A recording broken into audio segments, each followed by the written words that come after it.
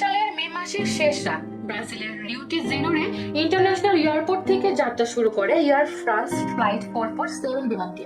Pilot, crew সহ সব মিলিয়ে 228 জন প্যাসেঞ্জার ছিলেন বিমানটিতে। পরদিন ফ্রান্সের প্যারিস বিমানবন্দরে তাতে অবতরণ করার কথা ছিল।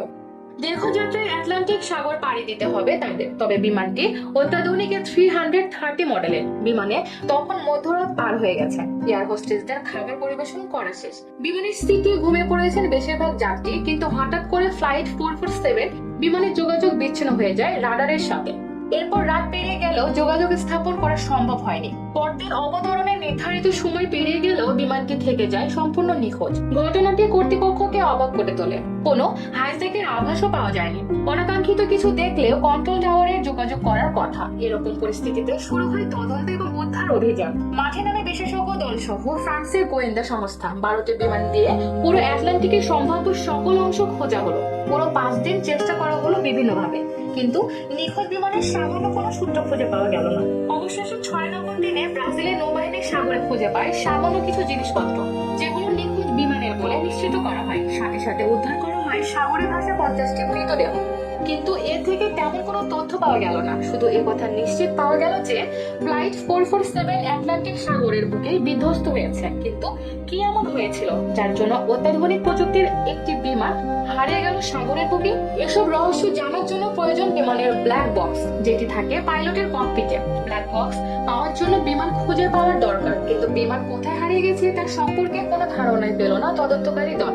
তদন্ত যুক্ত করা হয় আমেরিকার একটি অভিজ্ঞ টিমকে। অবশেষে 2011 সালের এপ্রিল মাসে নিখোঁজ হওয়ার 2 বছর পর সাগরের 13,000 ফিট পানির নিচে সন্ধান পাওয়া যায় ফ্লাইট 447 বিমানটির। উদ্ধার করা হয় গুরুত্বপূর্ণ যন্ত্রাংশ সহ 104 জন যাত্রীর মৃতদেহ।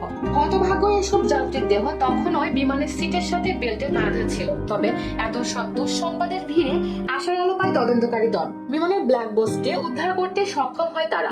অবশেষে তদন্ত রিপোর্ট প্রকাশ হবার পর জানা যায় সবকিছু। বিমানে ছিলেন 3 জন পাইলট। শিডিউল অনুযায়ী বিশ্রাম নিচ্ছিলেন একজন। তখন বিমানের নিয়ন্ত্রণ ছিল বাকি 2 জনের হাতে। মাঝরাতে আটলান্টিক সাগরের বিপজ্জনক একটি জায়গা দিয়ে যাওয়ার সময় শুরু হয় সমস্যা। বিমানের স্পিড মিটার যন্ত্রে বরফ জমে কাজ করা বন্ধ করে দিয়েছিল।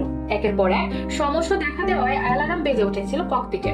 অবশেষে বিশ্রাম থেকে এসে নিয়ন্ত্রণ নেওয়ার চেষ্টা করেন বিমানের প্রধান পাইলট, কিন্তু ততক্ষণে যা হবার হয়ে গিয়েছে। বিমানের অটো পাইলট সিস্টেম কাজ করা বন্ধ করে দেয়। ইঞ্জিন বন্ধ হয়ে গিয়ে শূন্যে ভাসমান অবস্থায় স্থির হয়ে যায় বিমানটি। 3 জন পাইলটের প্রাণপণ চেষ্টা ব্যর্থ করে দিয়ে মুহূর্তের সঙ্গে সাগরে আছড়ে পড়ে এয়ার ফ্রান্সের এই বিমানটি। পরে জানা যায় বিমানের সাগরে পড়ার গতি এত দ্রুত ছিল যে বাধা থাকার কারণে অনেক যাত্রী কোমরের উপরে অংশ বিচ্ছিন্ন হয়ে যায় শরীর থেকে। যে টিউবে বরফ জমার কারণে এই দুর্ঘটনার সূত্রপাত হয়েছিল, সেই টিউবটি পরিবর্তন করে নতুন মডেল রিপ্লেস করার কথা ছিল বিমানটির এই ফ্লাইট শেষে। কিন্তু হতভাগ্য বিমানটির এই ফ্লাইট পূর্ণতা পায়নি। দর্শক, দেশ বিদেশের এমন আরো অজানা তথ্য পেতে সাথে থাকুন। ধন্যবাদ।